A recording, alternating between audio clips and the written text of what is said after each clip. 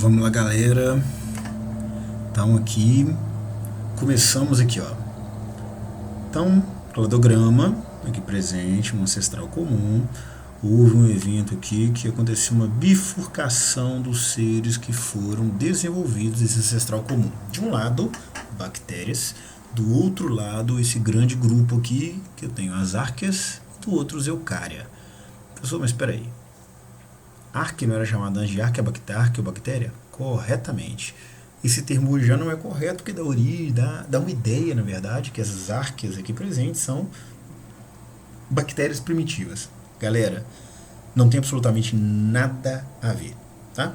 Então, o que acontece? As árqueas, elas têm uma semelhança muito maior com os eucariontes, que são os animais, os vegetais, os fungos, os protozoários, muito maior a semelhança entre eles do que com as bactérias. A gente vai ver, né, que questão de envoltórios, questão de organelas, de, né, troca de genes, enfim, né, tem algumas questões, a gente vai ver isso para frente também, mas as bactérias e as arcas são procarióticos, beleza? São seres procariontes, tá? Então a gente vai ver isso para frente, beleza?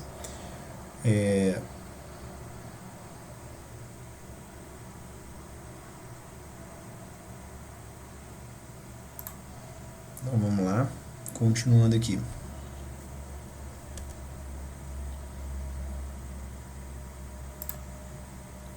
Então aqui, ó, domínio, bactéria aqui presente, né? Então tem bactérias aqui, ó, presentes, e aqui as algas, né? Cianofícias. Então é o seguinte, as cianobactérias ou cianofícia é a mesma coisa. Não, bactérias e cianobactérias estão dentro desse domínio, são procariontes, ou seja, não possuem membrana nuclear, também chamada de envelope nuclear ou carioteca, apenas ribossomos como organoides aqui presentes, só como organelas, né? Só tem os ribossomos como organela. Revestimento parede celular e membrana plasmática. Isso aqui é uma diferença que existe, né, para as árqueas, né, e o mesossomo, que é uma invaginação. Esse mesossomo é uma invaginação de uma membrana. A dobra da membrana onde ocorre a produção de energia, né? Eu acho bacana dar uma relembrada na estrutura procária e eucária, ou seja, uma célula procarionte e uma célula eucarionte, né? Você consegue, isso foi matéria do ano passado, você consegue dar uma revisão zaça nisso aí mesmo, bem grande, na matéria do ano passado, beleza? Então, quando você acessar aí a parte do capítulo 7, você vai ver essa diferença lá presente. Beleza? Então, vamos seguir aí.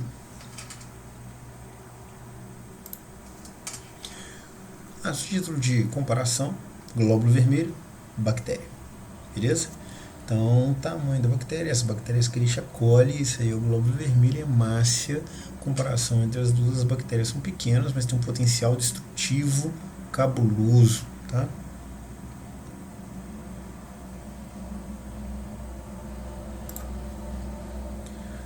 A parede celular faz com que essas bactérias sejam divididas. Essas bactérias, elas podem ser divididas aí em gram positivas e gram negativas. Primeiro eu vou explicar a estrutura, depois eu explico o que é esse negócio de gram positivo e gram negativo. Então vamos lá. Parede celular bacteriana é importante porque, além de falar que tipo de bactéria que ela é, também ela dá uma certa resistência a essa bactéria. Então vamos lá. Primeira coisa, a membrana plasmática ali presente. Eu tenho aqui, ó, duas camadas de fosfolipídio, a camada de cima e a camada de baixo. Então ela é bilipídica, né? Bicamada, né? Essa parte aqui são as proteínas, nós já vimos isso também lá, né, no ano passado, né, matéria aí do primeiro ano, da primeira série, né, bicamada, não plasmática, bicamada, mosaico fluido, né, gordura e proteína, aqui peptídeo glicano, parede celular. Então esses canos todos aqui são formados de proteína, então peptídeo, então peptídeo, isso aqui significa o quê? Proteína, tá certo? E carboidrato, beleza? Essa parte toda. E aí eu tenho as outras bactérias que têm um outro tipo de estrutura aqui presente. Tem peptidoglicano também, tem a membrana plasmática aqui embaixo, bicamada do mesmo jeito. Peptidoglicano, observem como essa camada aqui ela é mais delgadinha, ou seja, ela é mais estreita em relação à de cima, tá certo? E eu tenho uma camada em cima disso. Que tudo isso forma a parede celular. E essa camada aqui ela é formada, entre todas as coisas, lipopolissacarídeo. São esses tubinhos azuis aqui com essas fitinhas que são o que? Essas duas partes aqui, ó, são formadas de lipídios, e esse azul aqui, ó, é o polissacarídeo, beleza? Lipolipídio, polissacarídeo são carboidratos de cadeia longa, então lipopolissacarídeos, tranquilo? Grande quantidade aqui, ó, de proteínas, não, aqui proteína e aqui lipídios. Isso forma uma espécie de sanduíche junto com a membrana plasmática, e no meio tem parede celular peptidoglicano, tá? Então olha só, camada menor de peptidoglicano que é de cima. Muito bem, galera, só colocando aqui gram positivo, gram negativo. Primeira coisa, o que é isso? Gram foi um patologista dinamarquês que ele o primeiro cara que começou a descrever essa estrutura da parede celular bacteriana. Por quê? Porque ele desenvolveu um método, na verdade, né, um corante, né, uma metodologia de colorir essas bactérias para elas ficarem visíveis no microscópio. Como assim? Existe um corante, né, chamado cristal violeta, que quando é em contato com o peptidoglicano, ele deixa o peptidoglicano roxinho assim, ó, lilás, violeta mesmo, tá? E aí o que ele observou? Ele jogou, né, pegou uma placa cheia de bactérias, né, uma quantidade grande de bactérias, jogou esse cristal violeta. Tudo ficou roxo. Tudo ficou roxo. O que ele fez então? Lavou isso tudo com álcool, depois com água, e observou o seguinte: umas bactérias ficaram roxas e outras não. Outras que estavam roxas ficaram transparentes de novo. O que acontece? Como essa bactéria aqui de cima, a gram positiva, ela tem uma camada mais grossa de peptidoglicano, quando ele jogou o álcool lavou somente a parte de cima. A parte de baixo permaneceu, remanescendo roxo, e essa bactéria permaneceu roxa. E a parte de baixo, professor, ela deveria ficar, então, ainda não roxa, porque ela tem uma proteção maior. Não. Isso aqui é gordura em grande parte. O álcool e a gordura, o que acontece com a gordura? Dissolve. Os cristais, então o violeta que está aqui de baixo, ó, que tem uma camada mais fina em relação à bactéria de cima, de peptidoglicano, o violeta vai se soltar mais facilmente. Essa bactéria vai ficar de novo transparente. Só que, para saber se essas bactérias estavam realmente ali, o que ele fez? Ele adicionou um outro tipo de corante, que é um corante avermelhado, a safarina, né? E aí, no momento que ele lançou ela, essa bactéria ficou vermelha. Então, aquelas que coram inicialmente com cristal violeta são chamadas de gram-positivas. As que coram com cristal violeta, mas ao ser lavadas por álcool, ficam transparentes e coram com safarina, são chamadas de gram-negativas. Ótimo, maravilha. Agora a pergunta do século. O que isso tem de importante para as bactérias? Galera, vários antibióticos, eles têm que passar na membrana plasmática, eles têm que passar da parede celular, eles têm que passar dessa camada de lipídio presente aqui em cima, né, essa camada de lipopolissacarídeo, para chegar internamente na bactéria e poder atuar no metabolismo bacteriano, nos ribossomos, no material genético. Para que isso aconteça, esse antibiótico tem que passar. Então, se eu sei que a bactéria, se ela é gram-positiva ou gram-negativa, eu vou saber se esse antibiótico vai conseguir ser efetivo ou não contra aquela bactéria. Então, isso potencializa algum tipo de tratamento, né, de uma pessoa, né, um tratamento mais assertivo, quando eu sei o tipo de bactéria que acontece e o tipo de bactéria que está infectando ela. Beleza? Vamos seguir. Então, vamos seguir aqui. Gram positivas de roxinho, olha aí, bonitinhas. Grãs negativas pelas vermelhas ou rosadas, ok? tipos de bactéria. Nós temos aqui algumas formas, né? Os cocos, que são essas esféricas, junto de diplococo, vários juntos com um colar de pérolas, Streptococcus, tá? Lembrando, bactérias são coloniais, elas não são pluricelulares. Então, olha só, isso aqui são colônias, elas vivem juntas, mas uma não depende da outra, ok? Então, Streptococcus. Existem os cachinhos de uva também, né, menorzinhos, que são os Staphylococcus. Sarcina, né, que são dois jogos de tétrades, né, 1, 2, 3, 4, 1, 2, 3, 4, tá? Vibrião, ele tem esse nome por causa que ele lembra uma vírgula, ao contrário, né? Bacilos, então bacilos aí, ó, onde eu tenho aqui os flagelos peritríqueos, porque está no perímetro desse bacilo, né? Bacilos com flagelos e sem flagelos, o espirilo, que parece uma mola, e a espiroqueta, que faz um zigue-zague aí, ó, caudaloso, parece um riozinho caudaloso. Nutrição bacteriana, já falamos bastante de algumas coisas dessa aqui na matéria do primeiro ano. Podem ser heterótrofas ou autótrofas. Fotossintetizantes, elas têm uma clorofila chamada bacterioclorofila, que é um pouco diferente. Fotossíntese oxígeno e não oxígeno é aquela que libera oxigênio ou não libera oxigênio. Então, gás carbônico mais ácido sulfúrico. E aí o que acontece? Mais energia da luz que ela capta com a bacterioclorofila. Ela produz então glicose, né, aqui presente, C6H12O6, água e enxofre. Quimiosintetizantes, então vamos lá, não tem clorofila nenhuma. Então o que elas fazem? Oxida o nitrato e obtém energia, né? Então lá, nitrato passa a nitrito e libera, e aí ela obtém energia, né, para ela executar o que ela tiver que executar. Beleza? Aqui, gás carbônico e hidrogênio, mais a energia que ela absorve, ela fornece glicose mais água, a energia utilizada na síntese da glicose, né? Isso aqui acontece também na questão da fotossíntese. Vamos seguir.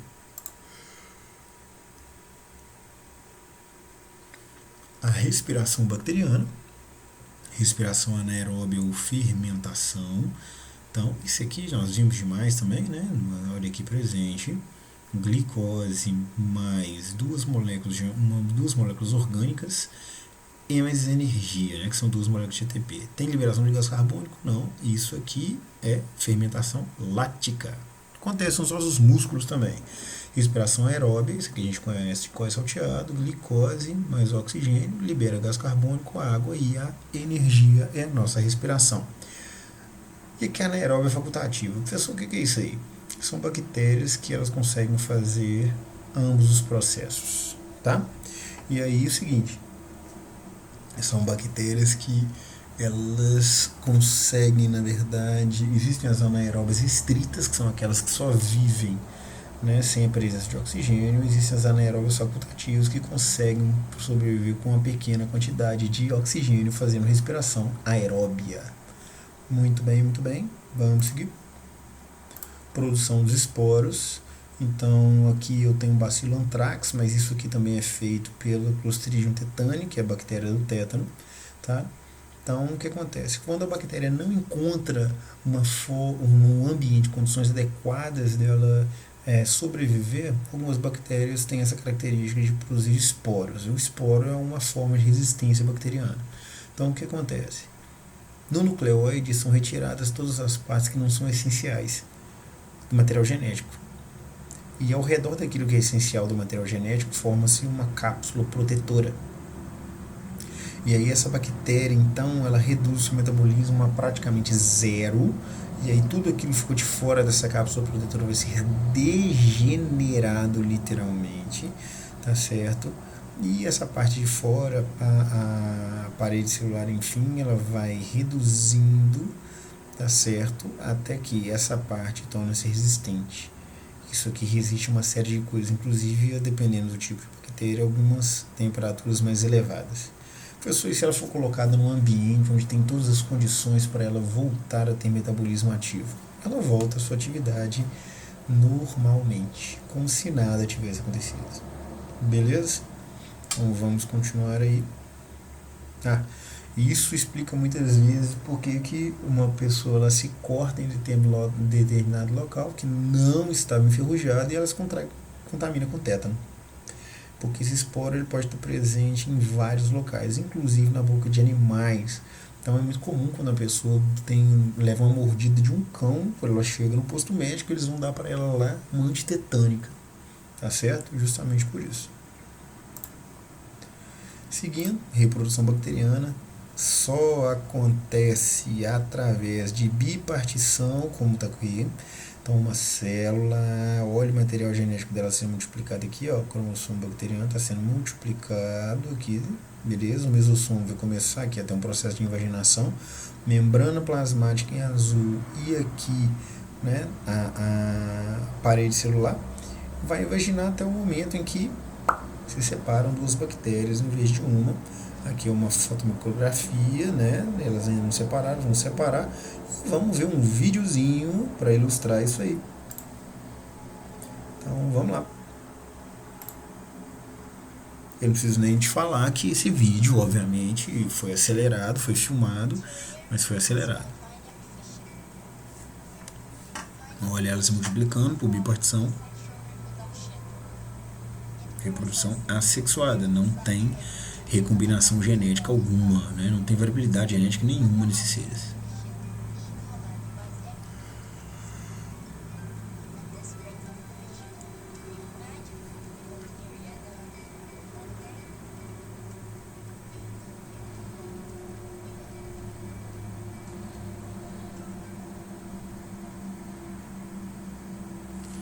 Muito bem, muito bem. Vamos continuar aqui. Olha aqui, reprodução continuando ainda. Seguinte, gente, bactéria reproduz de acordo com aquilo que foi colocado lá. Bipartição. Reprodução é assexuada. Daqui para frente o que a gente vai ver é uma forma de recombinar material genético.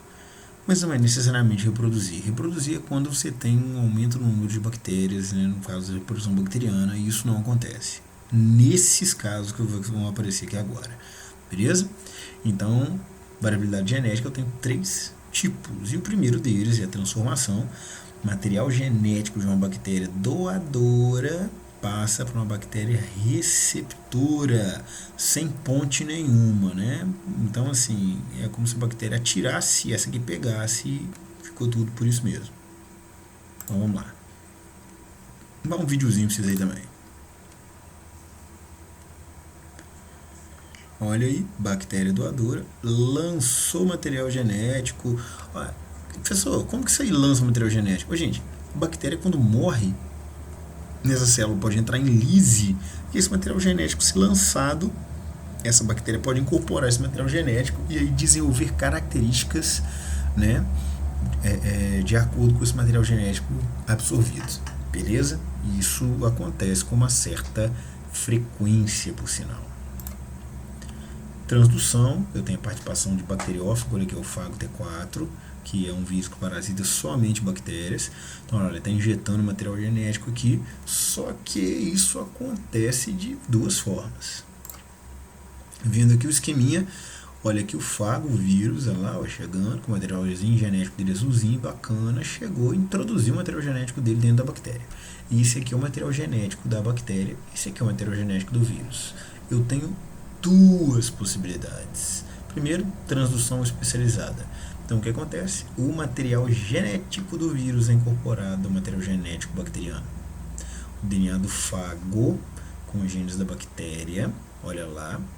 Então, esse material genético viral, ele é fragmentado, o material genético da bactéria também é fragmentado, mas existe combinação entre eles.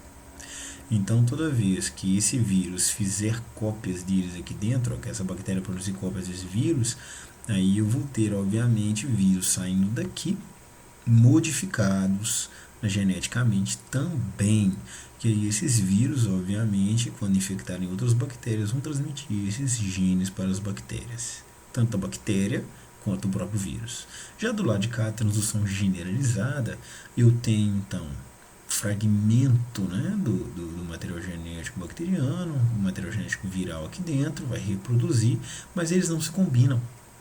E aí o que vai acontecer? Esse vírus vai, ao mesmo tempo, né, introduzir, no momento que ele introduz material genético dentro da bactéria, né, de uma próxima bactéria, ele pode introduzir material genético dele próprio ou material genético de uma bactéria diferente, né? E aí vai gerar uma bactéria modificada. A próxima nós temos aqui a conjugação. Essa conjugação aqui presente, ela é diferente, né? Então vou mostrar aqui para vocês. Daqui a pouco tem um videozinho também.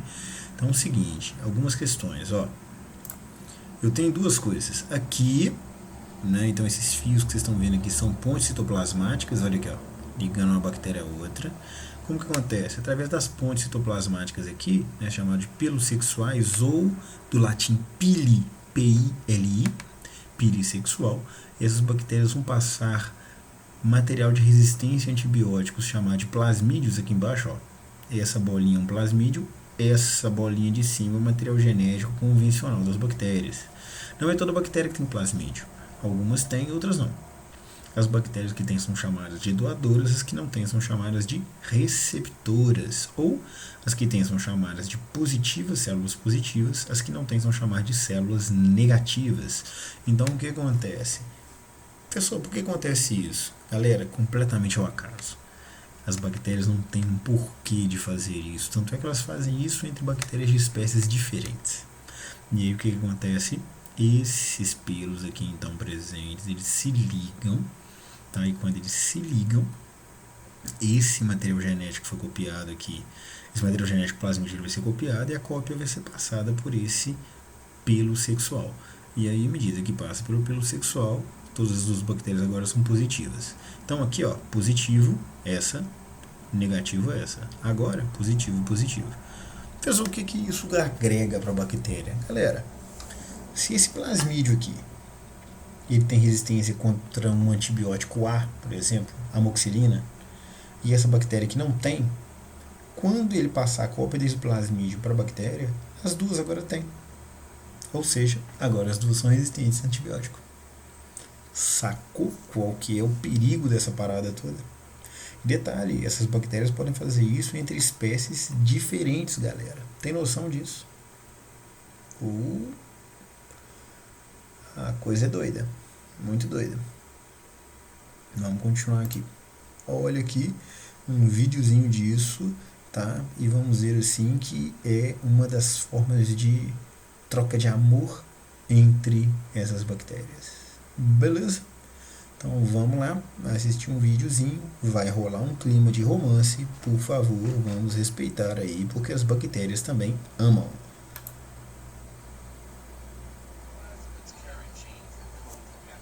Olha lá, fez a ponte, tá passando o material, passou o material, essa cópia chegou, reparou, olha só as características sendo expressas.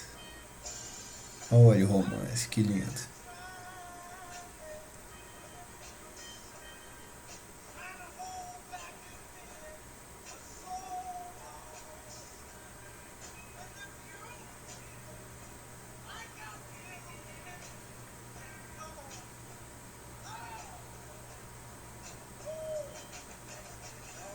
E o clima de paquera tá no ar.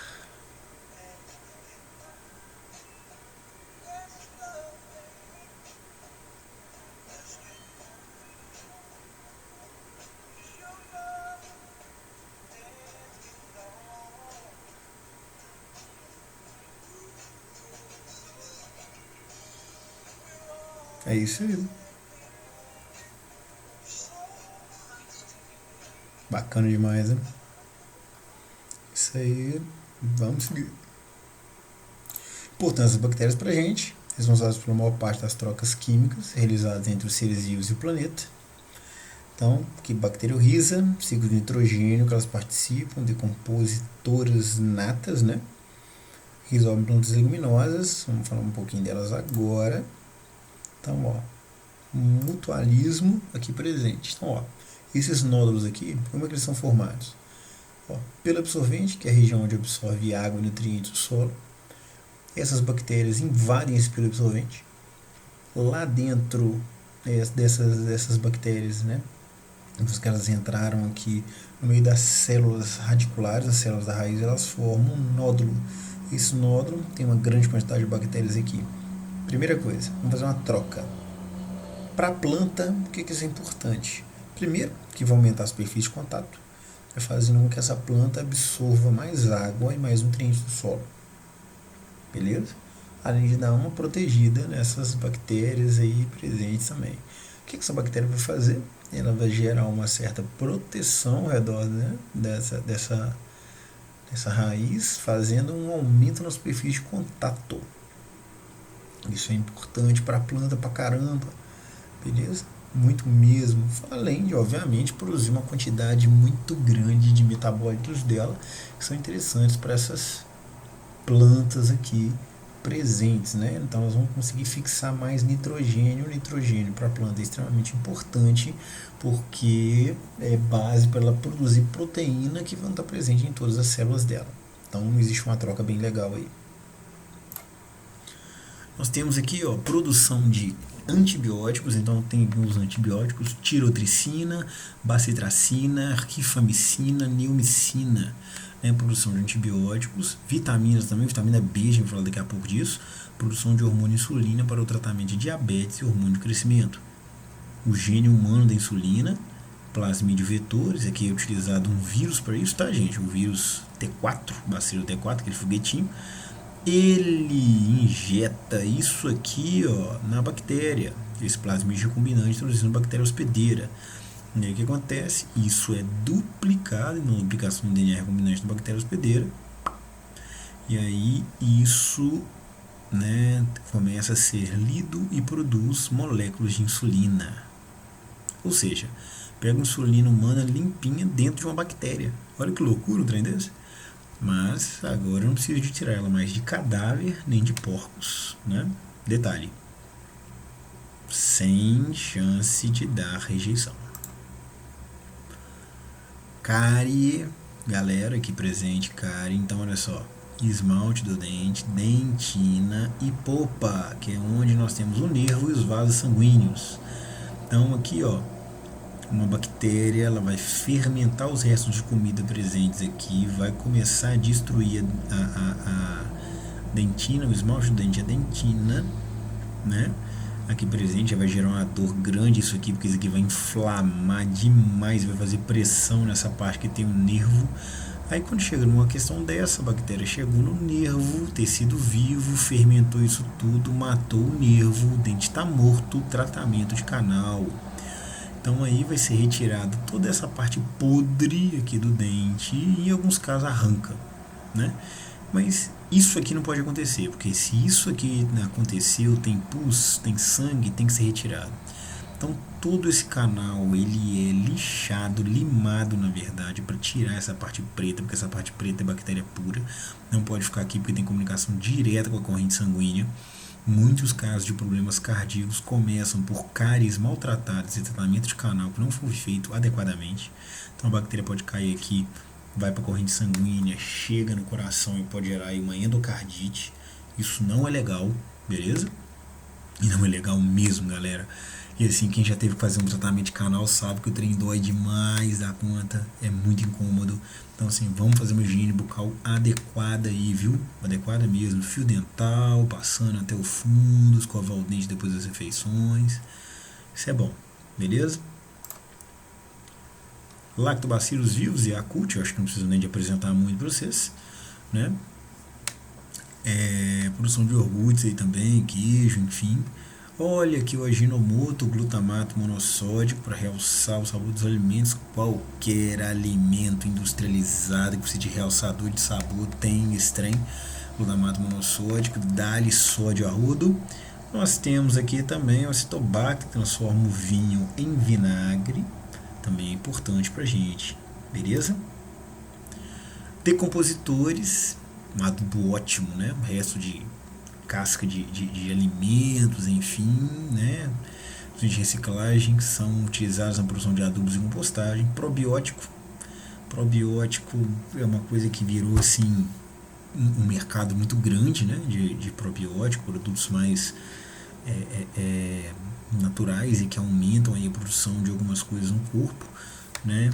Então aí produz lactase, vitaminas do complexo B, né, niacina, ácido fólico e piridoxina, que são importantíssimos para a manutenção do nosso organismo. Então nós absorvemos o princípio ativo delas no alimento, mas a conversão é feita pelas bactérias intestinais, né?